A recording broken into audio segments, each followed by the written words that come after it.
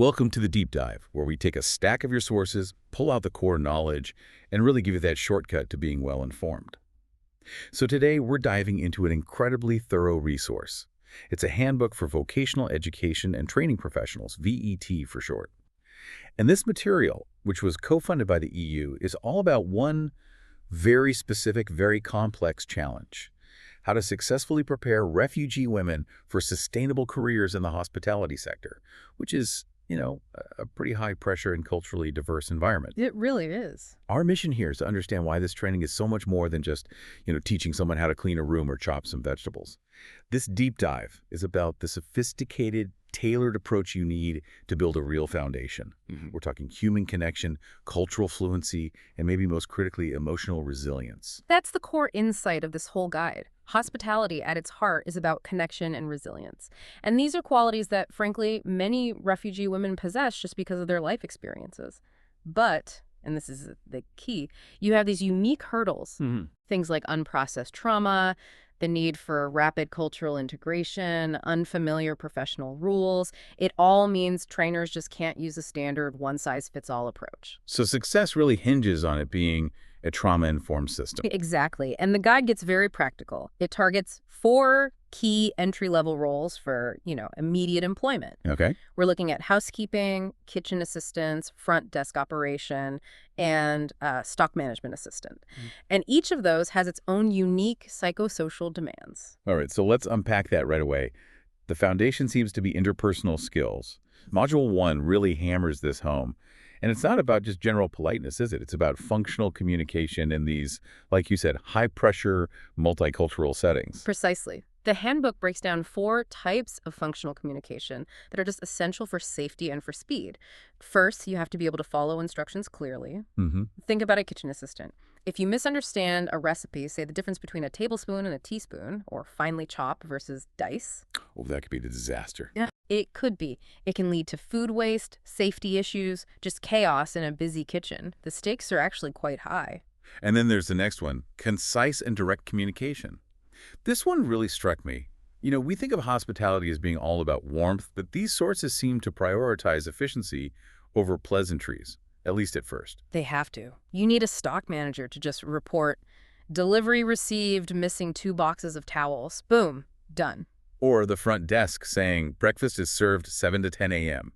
No ambiguity. And that directness is prioritized because in a high-pressure, high-risk situation, ambiguity costs you time and money. So if you have an emergency, like a water leak, the report has to be urgent and totally unmistakable. Water leak in room 204, urgent maintenance needed. Exactly. Trainers have to explicitly teach that this isn't rude, it's just professional efficiency. The document also makes it clear that communication is a two-way street, which brings us to active listening. And they break down what that actually means in practice. It's things like immediate clarification and questioning. Right. It's the kitchen assistant who confirms, do you mean finely chopped or diced onions, before they start cutting? That one little question prevents a potentially big error down the line. And it's also about reading the room, reading nonverbal cues. A stock manager needs to be able to look at a supervisor, see their hurried gestures or stressed tone, and understand the urgency of a request without needing a long explanation. Just from body language. Just from body language. And this then connects directly to cultural sensitivity as a professional skill. Trainers have to model gender-sensitive communication right away, using neutral terms like colleagues or team, because, stereotypes might be embedded in the home cultures of the participants. So the professional setting has to be totally neutral. Strictly neutral and respectful. And the nonverbal cues across cultures. I mean, that's fascinating, especially for anyone in a guest-facing role. Let's talk about eye contact. A huge one. In, say, a German or American setting, we're told direct eye contact signal honesty, right? Yeah. Attentiveness. But the handbook points out that in other cultures, like Japanese or many African contexts, sustained eye contact can be seen as disrespectful, even confrontational. Wow. Just imagine the confusion that could cause at a check-in desk. And it's not just your eyes, it's proximity, how close you stand to someone. Sure. Mediterranean cultures might be more comfortable with closer interactions, showing friendliness. But in Northern European or East Asian contexts, people often prefer more physical distance. That seems like a really heavy burden on the staff to have to interpret every single guest's cultural preference. I mean, doesn't that risk a kind of paralysis by analysis? It absolutely could, which is why the training focuses more on a solution-oriented response rather than a deep cultural analysis in the moment. So once you've addressed those barriers, the next step is managing the inevitable conflicts. Exactly. When conflict does happen, the guide pushes for these short, clear de-escalation scripts. The goal is to move the trainee away from being defensive and towards this clear, non-blaming language. And the examples they give are so powerful because they're so simple. So instead of arguing with a guest about towels, the response is just, "I'm sorry for that. I'll bring fresh towels right away." It takes the personal fault out of it. Or the stock manager who finds a problem, they immediately suggest working together. Let's check the list again together. Maybe something is still in the truck. It's all about the resolution, not the blame. I was really struck by how deeply this guide integrates mental health. Module 2 treats it not as some HR issue, but as a core competency for the trainers themselves. So why the heavy emphasis here? This suggests they're dealing with a population with very specific needs. The need is profound. Clinical data shows that the level of severe psychological distress in this demographic is alarmingly high. It's a major barrier to keeping a job. I mean, meta-analyses show that between 30 and 40% of refugees show symptoms of PTSD, and 40 to 50% suffer from anxiety or depression. That's staggering. It is, and for women, the vulnerability is often even higher. This isn't just everyday stress. This is clinical severity that affects concentration, social interaction, everything. And trainers have to know that so they don't misinterpret trauma symptoms as, what, apathy or lack of motivation? Exactly. And it's all complicated by these significant cultural barriers to getting help. In some cultures, psychological problems are deeply stigmatized. They might be associated with spiritual weakness or something like that. Which makes it really difficult to seek formal help. Extremely. So the VET environment becomes one of the few places where support can be safely offered. And you add migratory mourning on top of that. Yes, and that isn't just sadness. It's this complex, painful grief over losing everything, your home, your social ties, and especially your status. The guide quotes a participant, a woman who is a teacher in her home country. She says, "Here I am, nobody. In my country, I was a teacher. Here they look at me as if I don't know how to do anything." That sudden loss of identity, that's a massive psychological hurdle. Huge. And VET trainers have to acknowledge it. So the trainer's role is not to be a therapist. The guide is very clear about that. Not at all. But they do have to provide trauma-informed support. So active listening, emotional validation. Just recognizing that someone's feelings make sense given what they've been through, and practicing cultural humility, asking respectful questions instead of just assuming you know. And the big takeaway here, backed up by data, is the huge influence of the corporate culture on all of this. Immense. An unfavorable environment doesn't just make someone unhappy. It can actively make pre-existing psychological distress worse. And we see this in the real-world examples they give. We do. There's the Iraqi receptionist in Germany who is constantly mocked for her accent until she just quit. Or the Eritrean woman in Austria.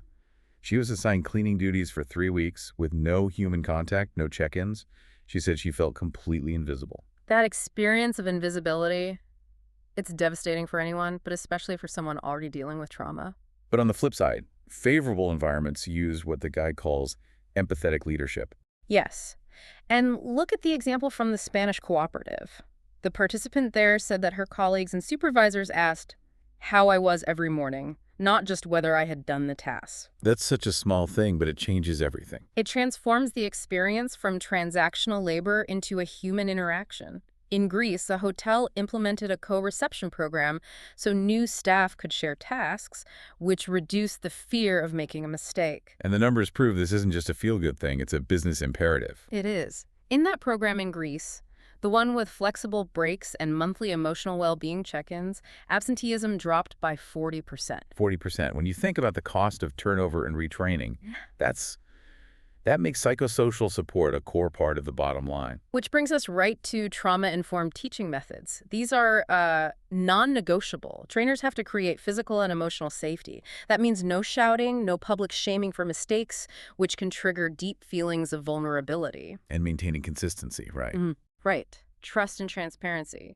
Always displaying the schedule, anticipating changes. The learning environment has to feel stable and predictable. And the second principle is preventing re-traumatization. The most critical one. You have to review VET content for triggers, avoid forcing people to share personal stories, and make sure the training doesn't simulate past experiences of, control or violence. So the environment has to be a safe contrast to past instability. Exactly. Now, moving from that emotional safety net, the manual gets into some very practical tools for self-management. Which is crucial because, as you said, those 4 job roles have really specific, intense stressors. They do. The front desk operator is dealing with constant customer interaction, conflict. The kitchen assistant has physical stressors, heat, noise, speed. And the housekeeping you mentioned is uniquely problematic. It is. It combines physical isolation with repetitive tasks in closed rooms.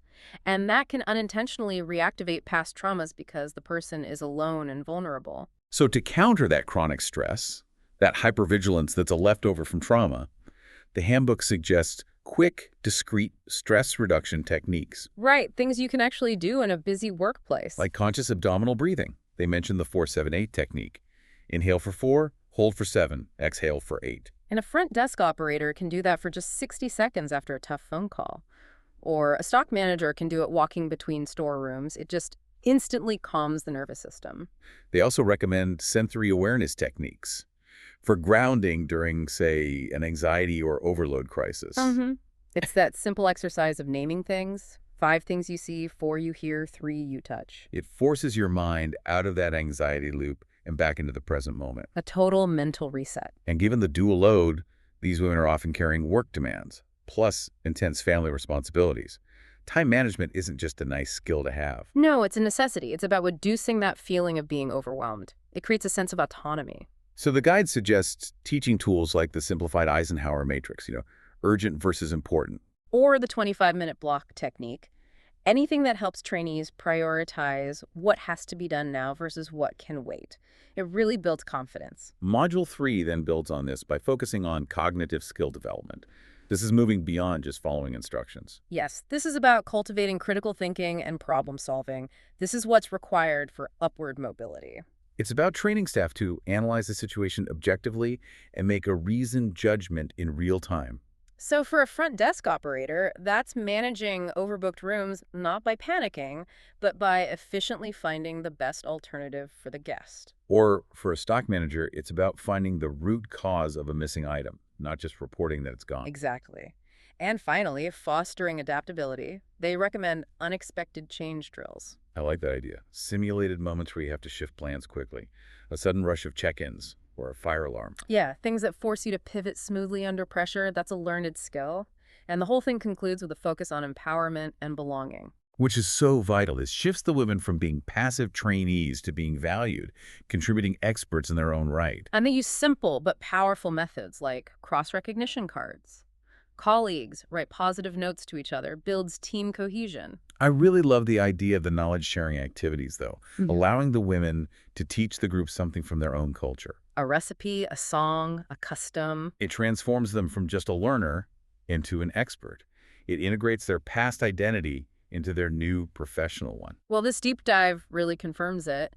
Job readiness for vulnerable populations is this complex, three-dimensional challenge. You need the technical skill, yes. But success is just as dependent on emotional safety and cultural fluency. And the case study of Amina in Berlin just summarizes this whole approach perfectly. Right. She was competent, punctual, but she avoided eye contact in public speaking. Classic trauma expressions. And her VET team didn't see that as apathy or disinterest. Instead, they used this respectful, flexible approach. They didn't force her to speak or make eye contact. They gave her multiple ways to participate. That approach respected her silence as an expression of trauma, not a choice. And it ultimately led to her empowerment because she felt seen and she felt safe. It just shows that in this industry, an emotional crisis protocol and consistent psychosocial support, they aren't optional add-ons. They're critical professional components of occupational health and of training success. So what does this all mean for you? We saw that creating a respectful environment where workers feel safe and acknowledged can reduce absenteeism by as much as 40%. That's a massive cost saving for any organization.